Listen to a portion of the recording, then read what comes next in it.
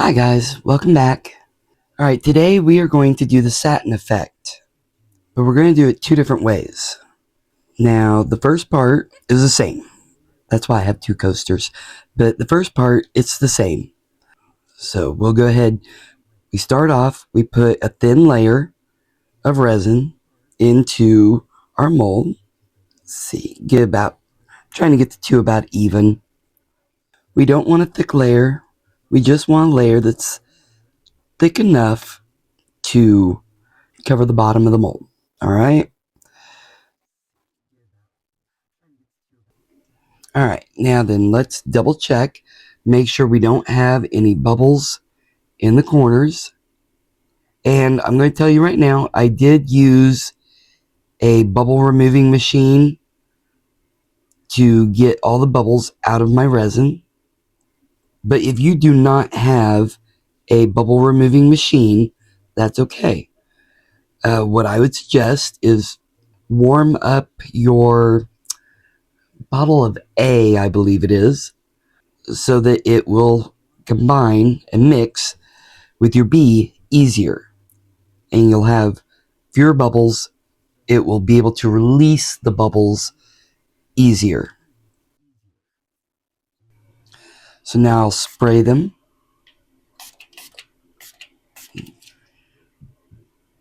Because you do not want to have bubbles in this first layer. So let the alcohol evaporate. While it's evaporating, we're going to go ahead and cut our plastic wrap.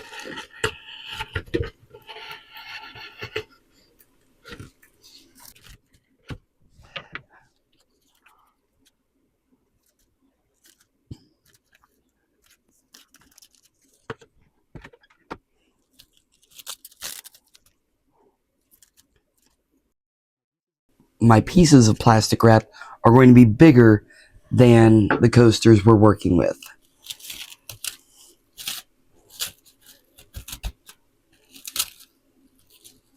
Okay. Alright, now then. I'll start at one side of it. We'll try to lay it down. Basically starting at one end and working our way to the other. Trying to make sure we don't get any bubbles trapped underneath.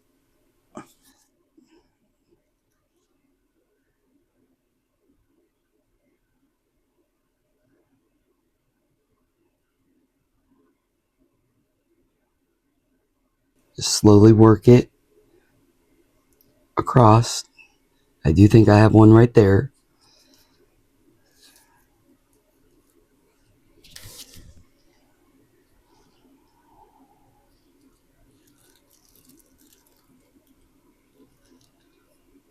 So let's get that bubble out right now. Try to work it out to the side. There we go. Get all the way out to the corners. Now we're going to use our fingers and scrunch the plastic inward. That's why it has to be larger than the mold you're working with. We're just going to scrunch it in. Now don't let the plastic wrap fold in on itself in your mold, because it makes it a lot harder when you go to peel it off after it cures.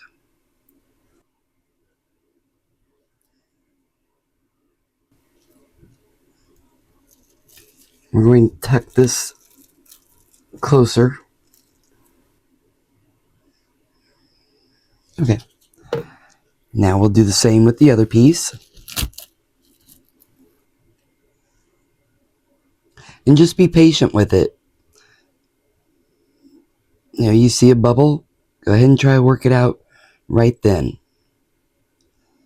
Alright, we have them both shaped the way I think I want them. I did have to make sure that especially in the corners area, you don't let the plastic wrap start pinching up and folding over on itself. Otherwise, when you go to peel it off, it'll get caught up in that. Okay? It makes it a lot harder to unmold. So, all right.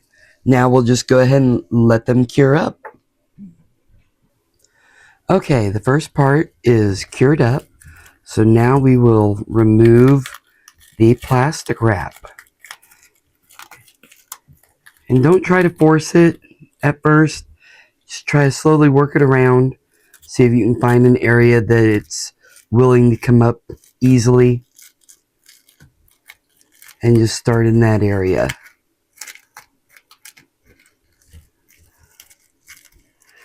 Make sure when you are pulling it up, you don't let the plastic wrap pull the resin away from the mold.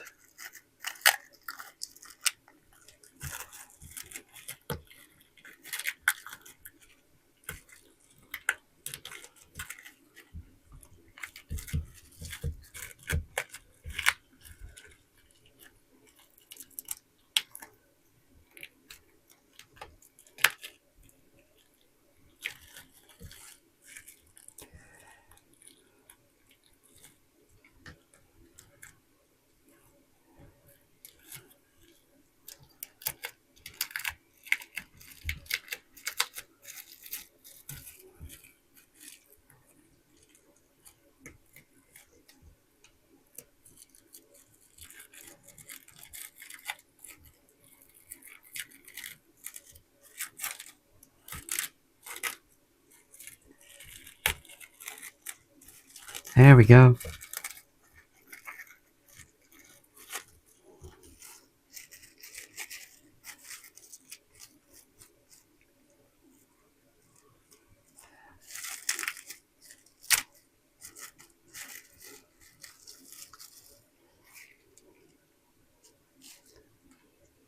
There.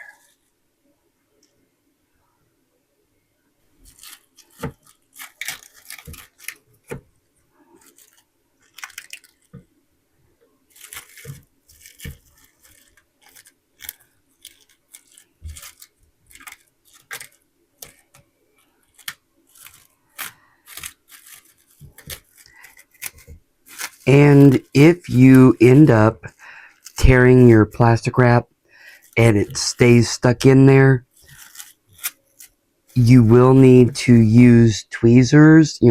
Either grab it and pull it off of there, or if you need to use tweezers, whatever.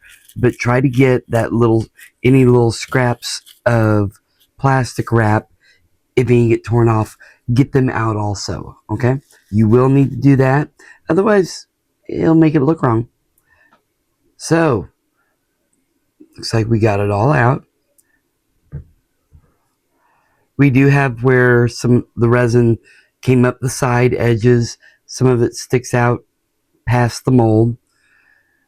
I'm not going to really worry about that right now. I'll just trim that off after it's all done. That way I don't accidentally pull it away from the mold, because we don't want our top coat to go down the sides inside the mold. So now let's do this.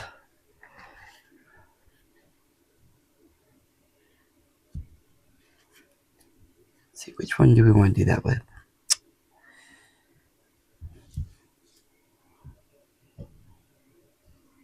We will go ahead and do this one. Alright, I decided that we're going to use fuchsia mica powder. Figured that'd give it a lively look. First one, we're going to actually powder the resin. Just rub it on really, really good. Get down in all the little cracks and crevices.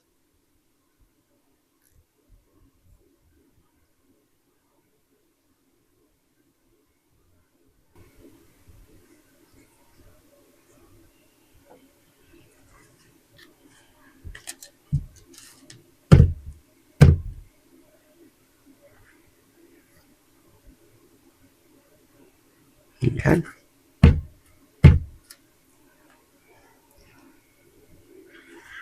So there's that one. Get this one up here now. And this one, we're going to add black pigment.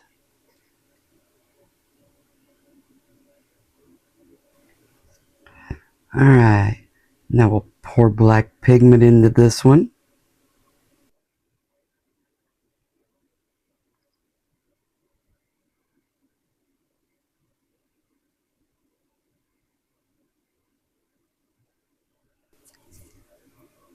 And this one, we're going to actually add the fuchsia mica powder into the resin.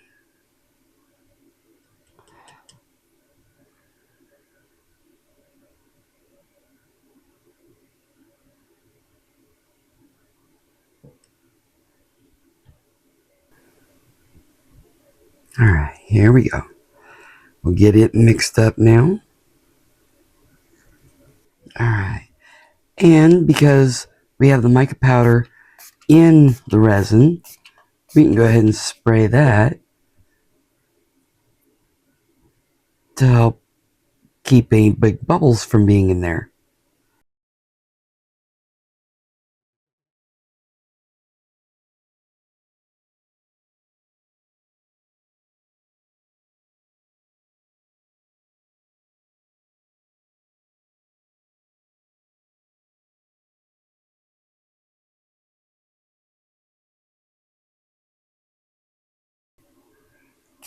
Go ahead and give this a spray. That spray. Now we'll just let them cure up. Alright, they are all cured up. Let's see how they came out. Now this is the one that we powdered, if you remember. And I learned how to do this just like a lot of you have learned how to do this, by watching someone else. And I've made this a few times now, but I've only done it this way. Why? Because that's how I learned. That's what I had seen, so that's how I do it. But the reason why I did it the other way also is I was curious. Okay, you ready to see how this one came out? Oh, that came out beautiful. Ah. Let me make sure you can see it really well. Look at that. Okay, that's that one. Wow. Now this one, we just mixed the mica powder into that second layer of resin and poured it in. Somebody has to have done it this way, but I've never actually seen it. And so it made me start wondering, why not? I mean, it's the easier way versus trying to dust it and make sure you don't end up with, little puddles of powder left in. I mean, it's easier this way. So why don't people do it this way? Does it not work? Does it not come out looking good? And I figure if I'm wondering that question, somebody else is probably wondering the same thing. So let's see if this way even works. Here we go. Oh, looks like it works to me. So basically, if you have a mica powder that you want that color, then you go ahead and just do it that way. Whereas if you want to have that black background behind it to make it darker, then you would do it more this way. I think they both came out beautiful. Look. Absolutely beautiful. Hold on. Hold that thought.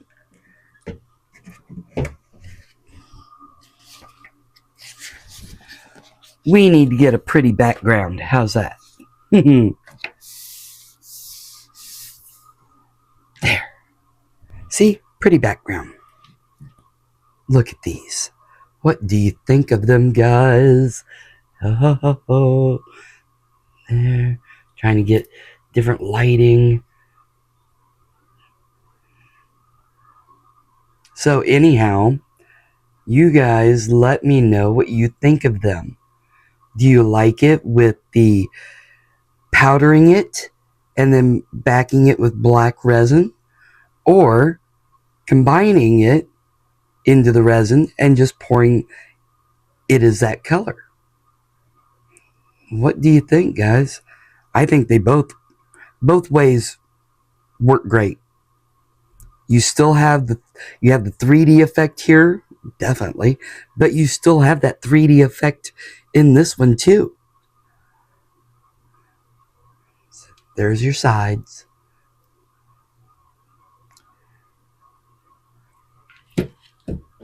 And now, I'll just show you real quick. Because of all these edges, you can use the little clippers. Clip off the excess.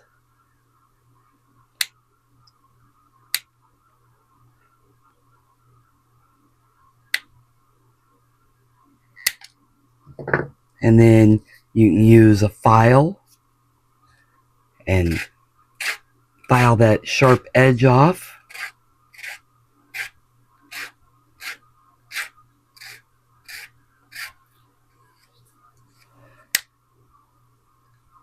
Alright guys, I hope this has helped you, and I know it showed me that, yeah, I can do it this way, and it'll come out beautiful just like this. Oh, wow. And if you like my video, I'd really appreciate if you give it a thumbs up for me. And if you really like the video, give it a hype. I'd really appreciate that.